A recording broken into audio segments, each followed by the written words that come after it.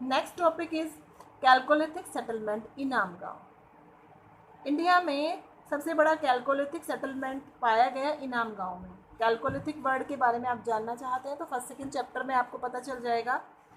इनाम गांव जो महाराष्ट्र में था, यहाँ पर एक कैल्कोलिथिक सेटलमेंट मिला है सबसे बड़ा। इनाम गांव हिस्टोरिक साइट है जो रिवर घोन जो महाराष्ट्र में भीम नदी की ट्राइब्यूटरी है उसके किनारे पर बसी। लगभग 1000 लोग यहाँ पर रहते थे एक टाइम पर। आर्कियोलॉजिस्ट के अकॉर्डिंग सेटलमेंट चला 900 ईयर्स तक, यानी कि 1500 से 600 BC तक। आर्कियोलॉजिकल फाइंडिंग्स यहाँ से क्या मिली? इनाम गांव पर 134 मड हाउसेस खुदाई में मिले। उनमें से मोस्टली रेक्टेंगुलर शेप में थी, जिनमें 1 या 2 रूम्स होते थे।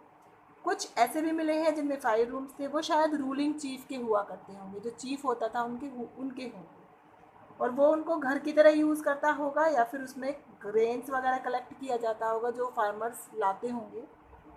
ज़्यादातर हाउसेस जो थे वो ओवल शेप्ड में थे, पिट हाउसेस थे।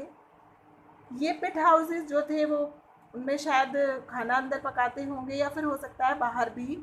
ऐसा प्रूफ मिला है कि लोग घर के बाहर भी खाना कुक करते होंगे। स्टोरेज बिन्स और स्टोरेज पिट्स भी मिले हैं।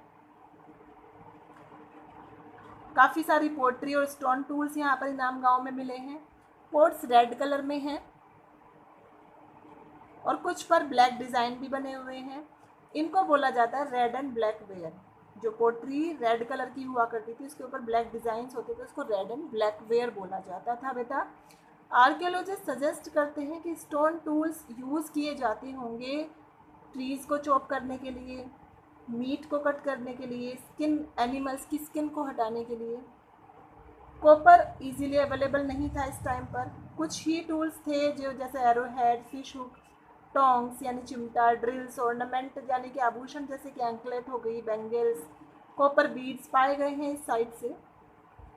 इनाम गांव में कॉपर लाया जाता होगा राजस्थान से।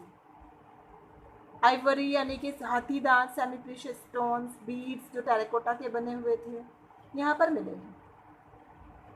कुछ बीड्स बने हैं शी सेल्स से भी, जो बताते हैं कि इनाम गांव के लोग ट्रेड रिलेशन भी शायद पूरी दूसरी कंट्रीज़ के साथ रखते होंगे। काफ़ी सारे टेराकोटा फिगर्स मिले हैं। वो बेक्ड किए गए हैं।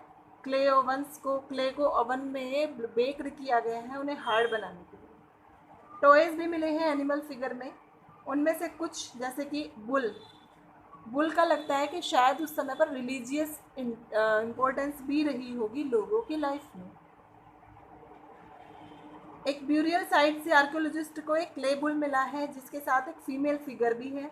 शायद किसी फीमेल गॉडेस की पूजा वो करते होंगे। तो ये सब चीज़ें बताती हैं कि वो लोग किस तरह से क्या मानते रहे होंगे, किस तरह जीते रहे होंगे। वो इन सब चीज़ों से ये भी पता चलता है कि कुछ फूड भी वो खाते होंगे किस तरह का। लेंटिल जैसे मसूर हो गई, वीट, बार्ले, पीस, ग्राम, बीन्स भी उगाते होंगे। डेली डाइट में वो डेयरी प्रोडक्ट और मीट एंड फिश खाते होंगे। अब डिक्लाइन यानी कि ख़त्म कैसे हो गई ये वैदिक एज। ये जो सेटलमेंट इनाम गांव की जिसकी बात चल रही है, इसका डिक्लाइन कैसे हो गया। लास्ट फेज जो सेटलमेंट का वो क्लियरली शो करता है डिक्लाइन को। वाटर स्कार्सिटी रही हो या फिर रेनफॉल कम हो गई होगी जिसकी वजह से मिट्टी की फर्टिलिटी कम हो गई होगी। इस वजह से फार्मिंग डिक्लाइन हो गई होगी, फार्मिंग नष्ट हो गई होगी। लोगों ने शुरू कर दिया होगा ज़्यादा से ज़्यादा हंट करना और फूड गैदर करना। हाउसेस कंस्ट्रक्ट होने की वजह से चेंज दिखता है। छोटे सर्कुलर हट्स यहाँ पर पाए गए हैं रेक्टेंगुलर की जगह। Next topic, the story of the megaliths.